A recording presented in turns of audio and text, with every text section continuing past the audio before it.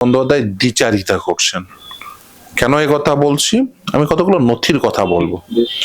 দেখুন, যখন আরজি করের অভ্যন্তরে এই ঘটনাটি ঘটলো, সেই ঘটনা ঘটার পরে তদন্ত কে করছিল? কলকাতা পুলিশ। সেই কলকাতা পুলিশ কোন সরকারের অধীনস্থ? পশ্চিমবঙ্গ সরকারের অধীনস্থ, যারা আজকে বলছেন এই যে শাস্তিটি ঠিক হয়নি, শাস্তিটি আরেকটু উচ্চতর করতে হবে, মৃত্যুদণ্ড দিতে হবে, ফাঁসি চাই। আচ্ছা, তাহলে কলকাতা হাইকোর্ট কেন প্রথম দিনই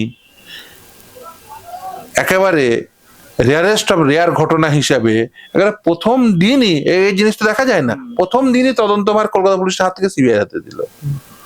সিবিআই রেয়ারেস্ট অফ রেয়ার ঘটনা প্রুভ করতে পারেনি, কিন্তু রেয়ারেস্ট অফ দ্য রেয়ার একটা ঘটনা ঘটে গেল, প্রথম দিনই কলকাতা পুলিশের হাত থেকে তদন্তভার সিবিআই এর হাতে চলে গেল। এবং শুধু তাই না, আদালত সেদিন ওই কেস ডায়েরিটা পর্যন্ত আদালতের বাইরে নিয়ে যেতে দেয়নি, বলেছে তুমি আদালতের ভিতরেই কেস ডায়েরি হ্যান্ডেড ওভার করবে। মানে আদালতের এই শঙ্কাও ছিল যে আদালতের বাইরে গেলে হয়তো